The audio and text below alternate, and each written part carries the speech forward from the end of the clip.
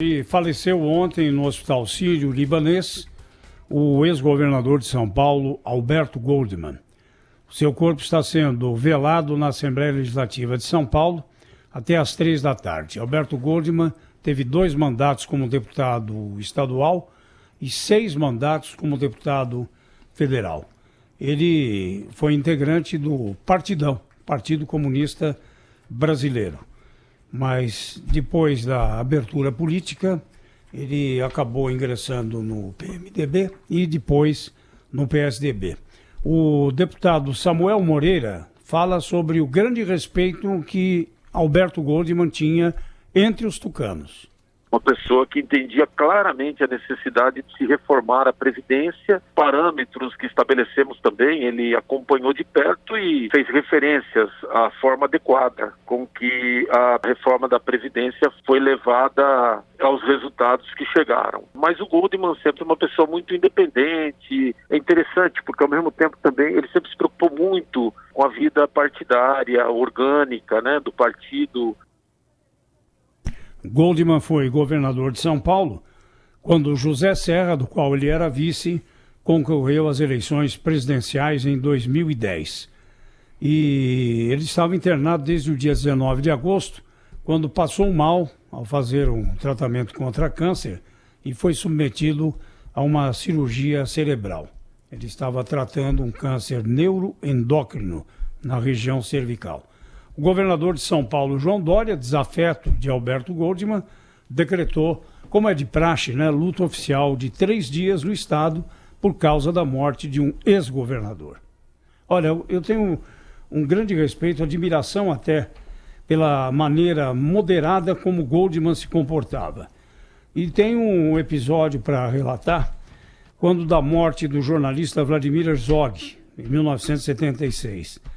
Goldman estava à frente no velório no Hospital Albert Einstein, recebendo os convidados. Havia uma preocupação muito grande, porque, afinal de contas, nós estávamos vivendo o período da ditadura.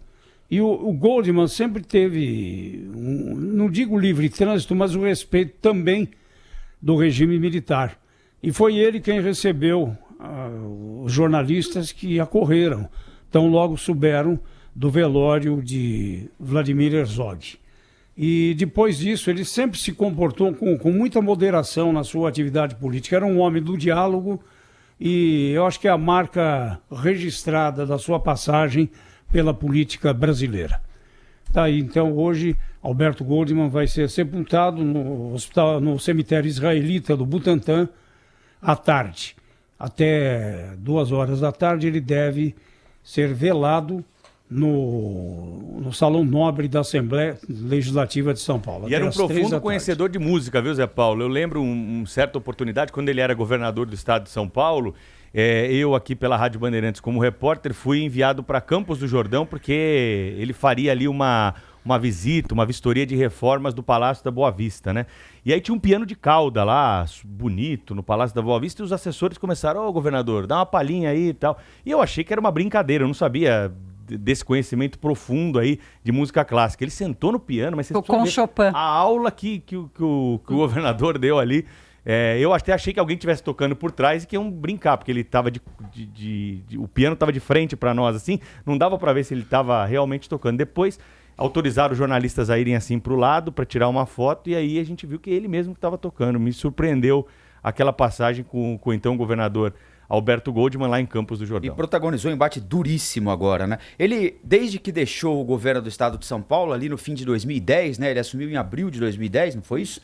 Quando foi a eleição em que o Serra perdeu para ele. Exatamente. A partir de 2011, ele, de certa forma, submergiu, deixou de dar entrevistas tão frequentes, mas ressurgiu a partir do momento em que o João Dória foi candidato, venceu a disputa interna do partido para ser candidato à Prefeitura de São Paulo. Ele era um dos líderes daquele grupo que defendia a candidatura do Andréa Matarazzo e já a partir da posse do João Dória ele foi implacável, e houve uma disputa entre os dois. O governador de São Paulo disse que ele deveria estar de pijama, não sei se vocês se lembram, sim. né?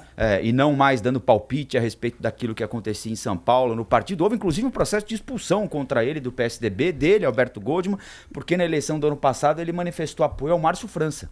Chegou a ser expulso aqui pelo diretório paulistano, né? Lá no Nacional não foi confirmada a expulsão dele, não. Aliás, ele foi presidente do PSDB também, né? Num período de interinidade, né? Foi ministro dos Transportes, né? Foi uma loucura essa história de querer expulsá-lo, né? Quer dizer, é uma resposta, um tiro de canhão num sujeito que é a cara do PSDB, né? Esteio do PSDB. Foi uma doideira do Dória, mas de qualquer forma, com a morte dele, silencia uma parte importante do PSDB que vinha resistindo a essa virada, essa guinada que João Dória está querendo fazer no partido. E tem mais uma lição, né, Thaís Herédia? Você não deve falar o que lhe vem à cabeça, porque você pode se arrepender mais tarde, né? Então é uma lição também, aí para políticos boquirrotos.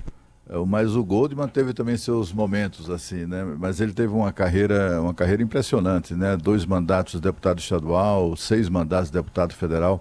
Ele sempre inspirou muito respeito aqui do Congresso Nacional. Ele era integrante da elite, né?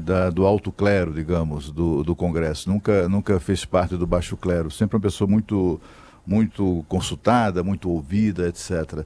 Depois que ele perdeu, né, após o final do seu 6º mandato, ele perdeu relevância do ponto de vista nacional, como é natural, ele estava sem mandato, né, e acabou trombando com o João Dória. E ele abriu as portas, lembrou bem o Zé Paulo, a origem de Alberto Goldman no velho partidão, né, no Partido Comunista Brasileiro, PCB, que abriu as portas, né, para outras pessoas do